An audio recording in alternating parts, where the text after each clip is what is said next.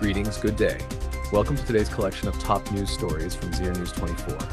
Today is Thursday, the 19th of Saraton, 1404 Hijri Solar, corresponding to 10th July 2025. I'm Mohammad Salama, bringing you today's national and international highlights from Zeer News 24. Meeting between Maulawi Kabir and Iran's ambassador in Kabul.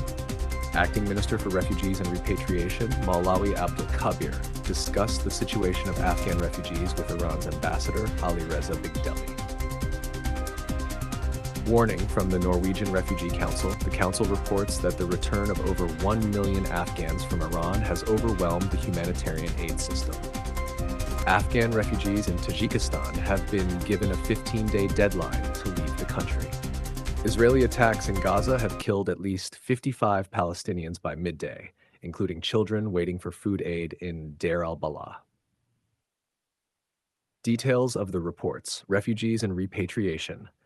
Maulawi Abdul Kabir met Iran Ambassador Ali Reza Bigdeli in Kabul to discuss challenges faced by Afghan refugees. According to the ministry's statement, bilateral committees have been established to address refugees' grievances, resulting in the resolution of several issues. Iran has reportedly waived visa penalties and customs fees for returning Afghans.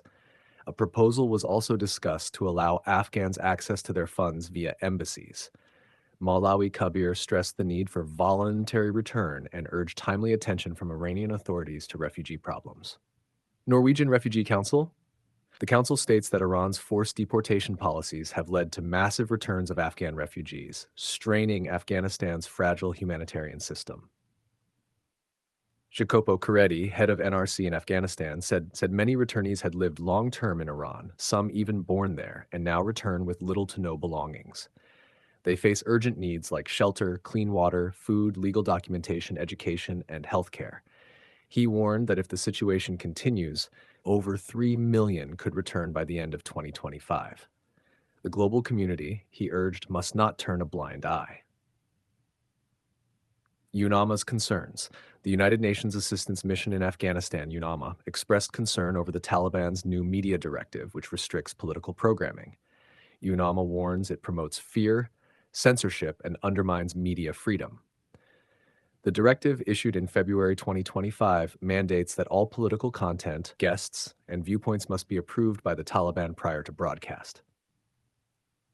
Kazakhstan meeting. Mufti Muhammad al-Rahman, Chargé d'Affaires of the Afghan embassy in Kazakhstan, met Yerkin Tokumov, Kazakhstan's special envoy. They discussed investment opportunities, refugee issues, floods, and employment in Afghanistan. The Afghan diplomat also hoped Kazakhstan would formally recognize the Taliban government following Russia's welcome. Tokumov expressed commitment to stronger bilateral ties in politics, economy, and culture. Security and Repatriation Commission meeting, led by Mullah Rahmatullah Najib, deputy of the Commission and senior official at the Ministry of Interior. The meeting emphasized ensuring security and support for returning refugees. Tajikistan warning to Afghan refugees. Afghan refugees in Tajikistan say they've been verbally told to leave within 15 days. Even those with legal documents report that security personnel visited homes, instructing them to exit the country. A leaked audio message from a refugee committee claims Tajik security authorities asked them to inform all Afghans to prepare to leave. The message warns of severe consequences if the deadline is not taken seriously. Earlier this year, Tajikistan deported 48 Afghan refugees, many of whom held legal documents. According to UN figures from 2023, around 10,000 Afghan refugees live in Tajikistan, many still hoping to resettle in third countries. Global News Roundup.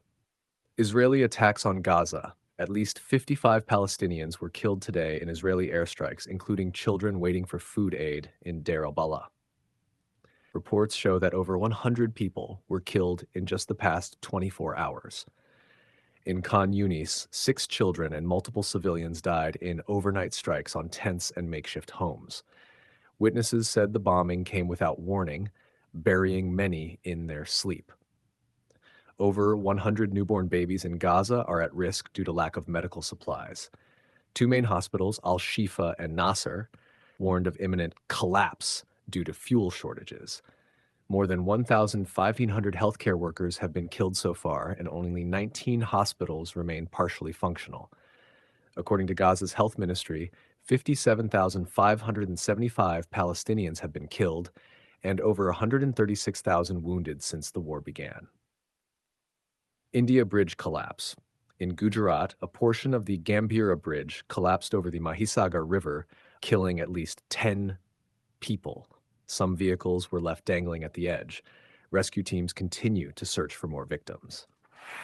U.S. sanctions on UN official Francesca Albanese. The U.S. government imposed sanctions on Francesca Albanese, UN Special Rapporteur on Human Rights in Palestine. The sanctions announced by Secretary of State Marco Rubio under a Trump-era directive cite Albanese's reports accusing Israel of war crimes and calling for prosecution of Israeli leaders at the International Criminal Court. Albanese condemned the sanctions as mafia-style intimidation, saying her goal is to highlight Israel's genocidal actions and push member states to act. Amnesty International and the Center for International Policy condemned the sanctions as a violation of free speech and international law. Observers say this reflects the U.S.'s continued backing of Israel, silencing any dissenting voices. Trump's remarks on CIA and FBI. Donald Trump stated that ex-CIA Director John Brennan and former FBI Director James Comey might face legal consequences, accusing them of corruption. The statements followed reports of ongoing FBI investigations of their conduct linked to the 2016 Trump-Russia inquiries. Hamas offers prisoner deal.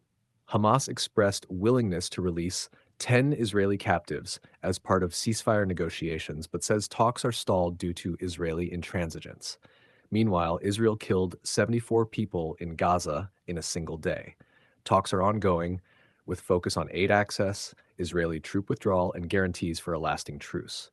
WHO reports 600-plus attacks on health centers in Gaza since the conflict began. Trump meets African leaders at White House. Trump met presidents from Gabon, Guinea-Bissau, Liberia, Mauritania, and Senegal to discuss trade and development. He praised their natural resources and promised exemption from U.S. tariffs. African leaders urged investment and cooperation. The meeting paves the way for a broader summit countering Chinese influence. Sports. Shpagiza Cricket League.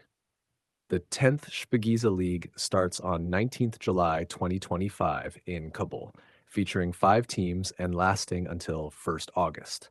Each team will play 8 matches, 2 against every other team, totaling 21 matches.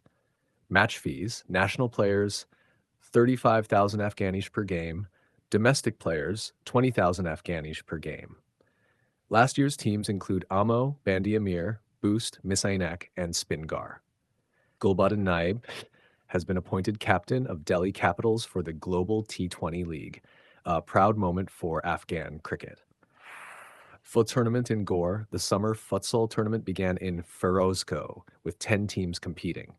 In the opener, Gore FC beat Tufan with a score of 4-3. FIFA Club World Cup. Real Madrid lost 4-0 to Paris Saint-Germain, missing the final. PSG will now face Chelsea on 13th July in New Jersey, USA. The tournament began on 14th June with 32 clubs, concluding on 13th July. Thanks to Aziz Sapi for keeping us informed. Follow us on Facebook, Instagram, X, and YouTube at Zeer News 24. Until tomorrow's bulletin, goodbye and take care.